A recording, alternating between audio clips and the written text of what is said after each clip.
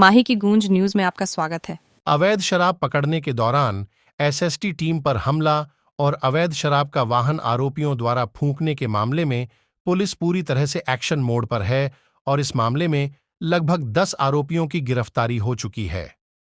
शुक्रवार को पुलिस ने 2 आरोपियों पर रासुका के अंतर्गत कार्यवाही कर दी। दोनों आरोपी जिले के ऊंडवा कसारबड़ी गांव के रहने वाले हैं और यही इस मामले के मुख्य आरोपी बताए जा रहे हैं। थाना प्रभारी प्रदीप वाल्टर ने बताया कि अवैध शराब को लेकर की जा रही कार्यवाही जारी रहेगी और इस मामले में जितने भी आरोपी प्रत्यक्ष और अप्रत्यक्ष रूप से शामिल है, सबको पकड़ा जाएगा। आरोपियों की अवैध संपत्तियों पर बुलडोजर की कार्यवाही को लेकर थाना प्रभारी ने गेंद राजस्व विभाग के पाले में डाल दी। दूसरी ओर लगातार पकड़ी जा रही अवैध शराब के पीछे शामिल शराब सप्लायर को पकड़े जाने को लेकर थाना प्रभारी घुमा फिराकर जवाब देते नजर आए। वही अवैध शराब से भरे वाहनों के मालिकों के मामले में और शराब ठेकेदारों द्वारा क्षेत्र में वाहनों से अवैध शराब सप्लाई करने वालों पर कार्यवाही नहीं करने के सवाल पर थाना प्रभारी वाल्टर ने कार्यवाही की बात की है।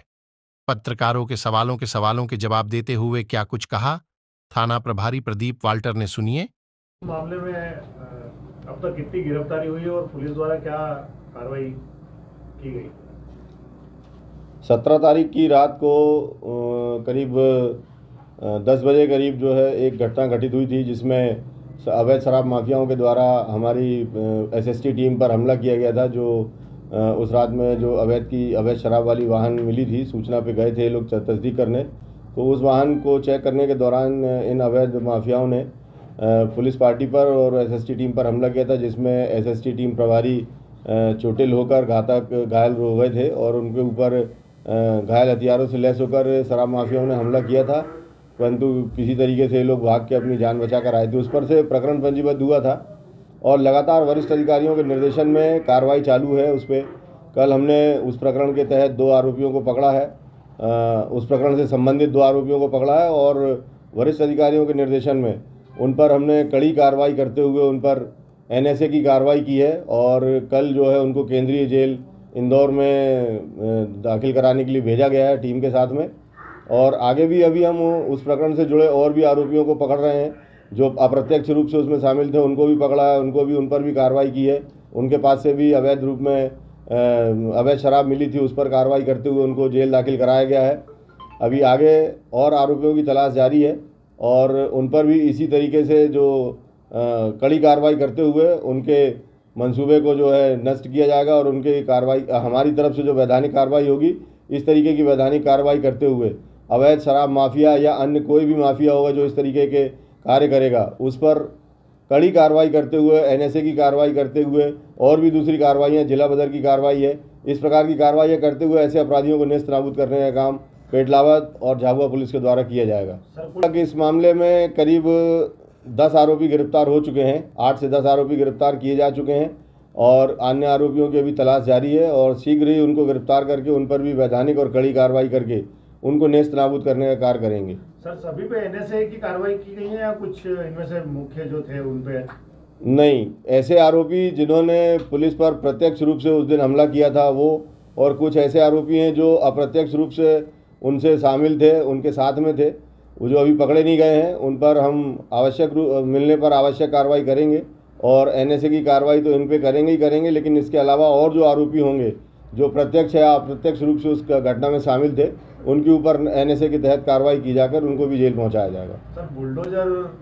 का मामला चलता रहता है ऐसे अवैध माफियाओं पर, क्या इस मामले में भी कोई आपकी ओर से प्रशासन को कोई?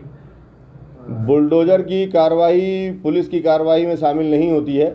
पुलिस का कार्य है कि संबंधित अपराध के लिए जो है आरोपी, जो भी आरोपी होता है उसके विरुद्ध एविडेंस कलेक्ट करना और माननीय न्यायालय के समक्ष प्रस्तुत करना। बाकी मकान अगर जो तोड़ने की कार्रवाई है, यदि उन्होंने अवैध मकान बनाया होगा तो उसके लिए प्रशासनिक अमला है, वो देखेंगे। यदि कहीं अवैध रूप से अतिक्रमण होगा या अवैध कब्जा होगा तो ज़रूर उस पर भी वो कार्रवाई हो सकती है। नहीं, मैंने जैसे आपको बताया कि पुलिस का काम अपराध से संबंधी कार्यवाही को देखना है, वो राजस्व से संबंधी कार्रवाई का मसला है और राजस्व अधिकारी उस पर लगे हैं, और ज़रूर उस पर कुछ ना कुछ एक्शन या कार्रवाई जो भी उनके अनुसार होगी वो वैधानिक और उचित कार्रवाई वो लोग भी करेंगे। सर बीते 6 माह में कम से कम 7 से 8 वाहन 4 पहिया वाहन पकड़े गए हैं पुलिस के द्वारा पेटला थाना क्षेत्र में। ऐसे में ये जो शराब आ रही है उसके बारे में सर अब तक कोई खुलासा नहीं कर पाई है पुलिस के। शराब कहाँ से आई थी और कौन उसको यहाँ तक भेज रहा था, आखिर किसकी थी ये शराब, कौन व्यक्ति है जो इतनी भारी मात्रा में शराब अवैध रूप से बेचने के लिए उपलब्ध करा रहा है। ये बात बिल्कुल सही है और आपका कहना सही है कि पुलिस ने इस बात का खुलासा नहीं किया है। खुलासा उसका जानबूझ के नहीं किया है, उसके कई वजह हैं। खुलासा करने से जो मुखिया है और मेन आरोपी है वो अपने आप को बचाएगा और बचाने का प्रयास करेगा और उसके द्वारा किए गए अपराध में जो रूट उपयोग किया गया है, जो रास्ते उन्होंने चुने हैं, उनको वो बदलेगा और अपनी हमारी कार्रवाई को भी प्रभावित करेगा। इसलिए उसके संबंध में कोई जानकारी दी नहीं गई है, लेकिन जिस दिन वो आरोपी हमारी गिरफ्त में होगा उस दिन उस बात का खुलासा हम आपसे अवश्य करेंगे। सर वाहनों के पीछे ये जो लोग पकड़े गए, क्या वही वो लोग उनके मालिक थे या उसके पीछे और कोई व्यक्ति है जो इतने भारी मात्रा में वाहनों के द्वारा सप्लाई शराब पर अलग अलग वाहनों के अलग अलग मालिक निकले हैं या कोई एक ही व्यक्ति? नहीं, इस प्रकरण में और पहले के प्रकरणों में जो भी गाड़ियां जब्त हुई हैं उसमें वाहन मालिक तो वो जो जिनके नंबर आ रहे हैं वो लोग नहीं हैं, लेकिन ये चूंकि आपको पता है कि झाबुआ जिला गुजरात सीमा की बॉर्डर से लगा हुआ है और ऐसे में ये लोग वाहन गुजरात के नंबरों के वाहन परचेस कर लेते हैं और उसकी लिखा पढ़ी आधी अधूरी करवा के और उसको छोड़ देते हैं। ऐसी स्थिति में हमारे लिए मुख्य आरोपी को पकड़ने में थोड़ा असुविधा होती है, किंतु उसके लिए भी हमने रास्ता निकाला है और उसकी लिंक पता करके कि जो मेन आरोपी है उसने कहाँ से उस वाहन को खरीदा है उस व्यक्ति से पूछताछ करके, और जो मुख्य आरोपी है यदि उसके पास कोई दस्तावेज नहीं है तो उसको भी आरोपी बना रहे और उस पर भी कार्रवाई की जा रही है। ये जो पिछली सर 3 जो गाड़ियां वाहन पकड़े थे एक साथ, उनमें अब तक क्या वाहन मालिक? उनमें से 2 गाड़ियों के संबंध में जानकारी निकली है और उनके वाहन मालिकों को नोटिस दिया गया हुआ है। संभवतः 1-2 दिन में वो पुलिस के सामने प्रस्तुत होंगे और अपना पक्ष रखेंगे। यदि उनके पक्ष में कोई कमजोरी होगी या उनका पक्ष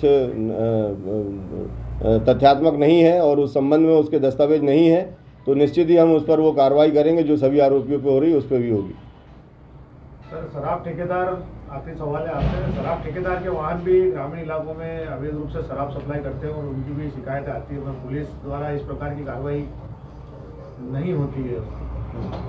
ऐसा है कि अभी तक जो जानकारी मुझे मिलती आई है कि अवैध रूप से शराब बेचने में जो भी अवैध माफिया लगे हैं वो किसी भी प्रकार से हों, उसमें अगर ये शराब ठेकेदार भी होगा तो भी उसको नहीं छोड़ा जाएगा और अन्य कोई है तो उसको तो हम वैसे भी नहीं छोड़ रहे हैं। जरूर ये बात हो सकती है कि किसी कार्रवाई में समय लग सकता है, लेकिन अपराधी बच नहीं सकता।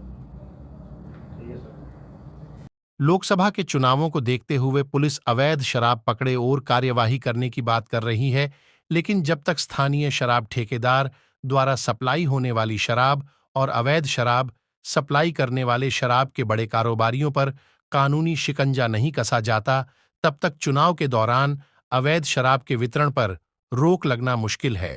क्योंकि ये जग जाहिर है कि